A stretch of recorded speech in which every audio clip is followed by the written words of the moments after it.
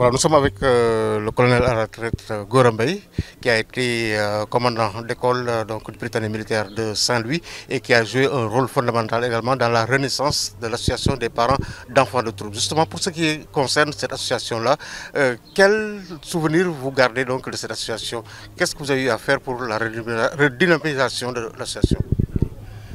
Merci M. Ba pour cette opportunité que vous m'offrez de parler de mon école, du Britannique militaire. Ce que je peux dire, c'est que l'association était bien là, il y a bien longtemps. Moi, en fait, le commandement m'a fait l'honneur de diriger cette école en 2009. Et quand je suis venu dans les archives, j'ai vu qu'il y avait donc une association des parents d'élèves. Mais quand j'ai regardé, il n'y avait plus d'activité. Pour être franc, bon, l'association était morte. Et en communiquant avec certains parents, et en regardant un peu la structure de l'école, je me suis dit que l'association des parents d'élèves pouvait bien être un pilier sur lequel le commandement de l'école pouvait s'appuyer pour améliorer les conditions de travail, les conditions de vie aussi bien des élèves que des encadreurs. C'est pourquoi j'ai après donc parlé avec certains parents d'élèves qui étaient tout le temps présents pendant les cérémonies. Et je leur ai parlé de mon idée de faire renaître l'association. Ça a été accepté. Et on a convoqué une grande réunion à Thiès, à l'école Germaine Le Golf, avec Madame Nian Autant, qui était même la présidente, je pense, au départ.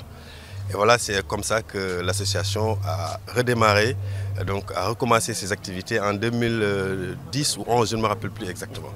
Voilà donc un peu l'historique de l'association des parents d'élèves.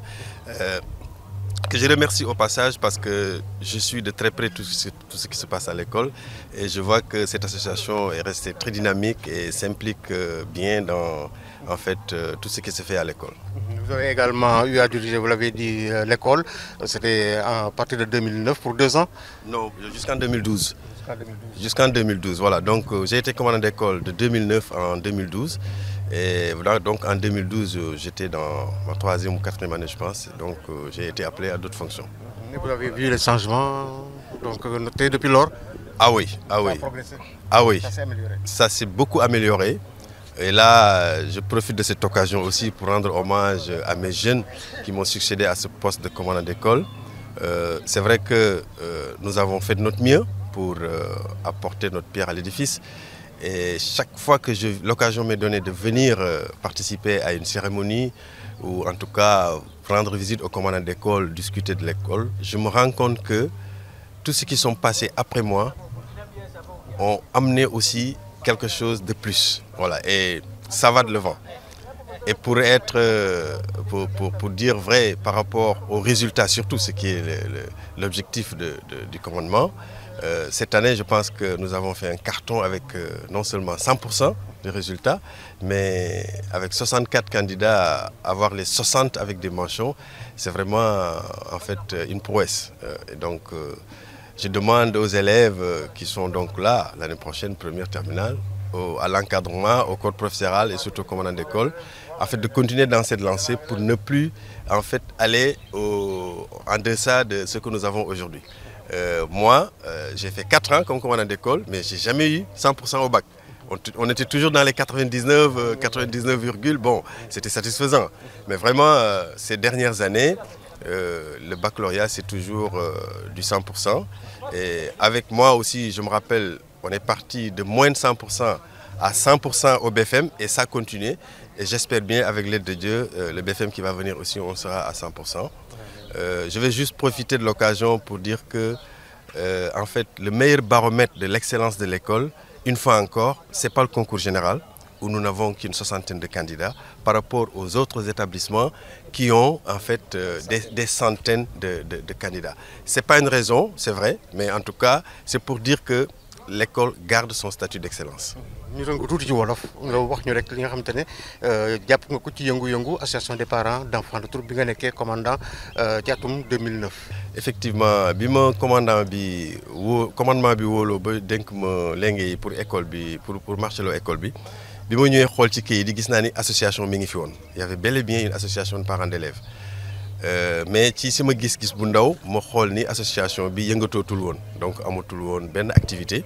Si la waxtaan ak ay parents d'élèves et puis me remarquer ni aussi association parents d'élèves mën na nekk benn en fait temps plein benn en fait bant bi nga xamante ni école bi mën na si jëfandiku pour liggéey bi gën a baax pour élèves yi gën a mën a jàng pour encadrement bi professeurs yi gën a mën a liggéey si la donc wax parents yi ñu jéem a indiwaat association bi et je me rappelle 2009 ou 11 en tout cas il y avait Madame Niang autant qui était parent d'élèves qui nous a beaucoup aidé qui nous a même prêté l'école Germaine Le Golf à Thiès et c'est là-bas où on a fait la première réunion ah boobu la ñu njëkk a def réunion bi à Thiès woo parents d'élèves ñu ñëw ñu waxtaan jéem a tëral donc benn bureau si lañ ne donc démarré te ba léegi vraiment maa ngi ci profité d'ailleurs pour wax association parents d'élèves yi merci parce que ñi ngi yëngatu ci école bi man maa ngi suivre bu baax li ñuy def action yi ñuy posé yëpp en fait jéego bu ñuy def pour école bi rek ñi ngi koy gis ñi ngi leen si remercier bu baax quoi.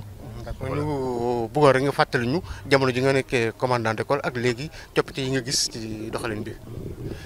waaw bi ma fi nekkee ak léegi coppite yu bëri am na fi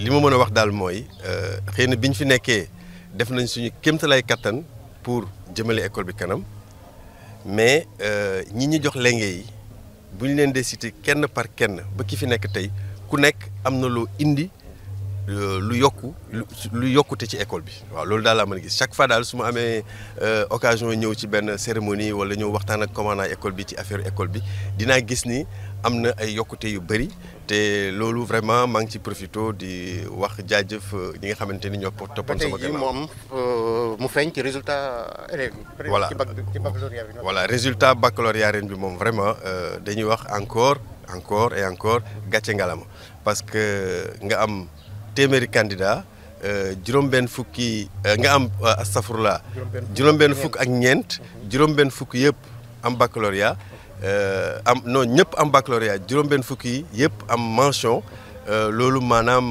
lu rëy la voilà lu rëy la man bi ma nekkee commandant d'école suñu xeex moo doon am 100% musuma fa egg pendant 4 ans nag dañ doon xeex mais tout le temps dinañ ko jege nag ay 99 virgule waaw juróom-ñeent fukk ak juróom-ñeent tegal mais pour am 100% yi da doon jafe donc tey bu ñu fekkee egg nañ fa ak année yi passé jotoon nañ fa egg aussi duñ ci def lu dul kontaan di remarquer ni suñu rakk yi ñu fi bàyyi daal ñoom ñi ngi def seen kéemtalaay kattan pour école bi jëm kanam. donc BFM bi tamit am na résultat yu am solo. waaw BFM bi aussi xam naa ni daal at bi ma ñëwee. bu ñu xoolee ci gannaaw amul woon 100% mais at bi ma ñëwee at boobu la ñu commencé am 100% te ba léegi 100% la ñuy am defe naa ne bii di ñëwee aussi dinañ egg 100% BFM bi moom bi ma waxtaanee ak professeurs yi encadrement élèves yi ak parents d'élèves yi gisoon nañu fan la teq bi nekkoon fan la ñu doon galgale ba du ñu mën a am 100% loolu tegoon nañ ko de côté defe naa mi ngi continuer ba léegi voilà macha allah donc vraiment merci encore. ndénkaane yi ci jëm ci xale yi. waaw du xale yi rek sax la ñuy dénk xëy na ñoom dinañ leen dénk parce que ñoom ñoo nekk di jàng ñoom la ñuy tàggat li ma leen dénk mooy gën a góorgóorlu rek yoon bi ñu leen teg ñu xam ni mooy bu baax bi ñu continuer ci encadrement bi mooy ñi yore xale yi fii muy di leen jàngal ak di leen toppatoo affaire armée li ñu leen mën a wax mooy aussi ñu gën a góorgóorlu jàpp fi ñu jàpp xam ni foofu la parce que lii wane ni école bi fa mu nekkoon moo ngi fa ba léegi mooy résultat yi. te dama ciy profité bala muy jeex pour wax ni école bi naka la ñu mën a nattee en fait excellence am naka la ñu mën a nattee ndax niveau bi baax na ba léegi mooy résultat baccalauréat BFM mais du concours général bi nga xamante ni ñun bu ñu bëree ba bëri du ñu mat 70 du ñu mat 100 te yeneen écoles yi nga xamante ni dañuy am ay téeméeri candidats ëpp ñu ay lauréats ëpp ñu ay matières donc bu ñu ëppee ay lauréats mënul wane ni ñoom en fait ñoom ñoo ëpp excellence école bi voilà. merci beaucoup ñu ngi lay gërëm di la sant mon colonel. merci jërëjëf man maa lay remercier merci.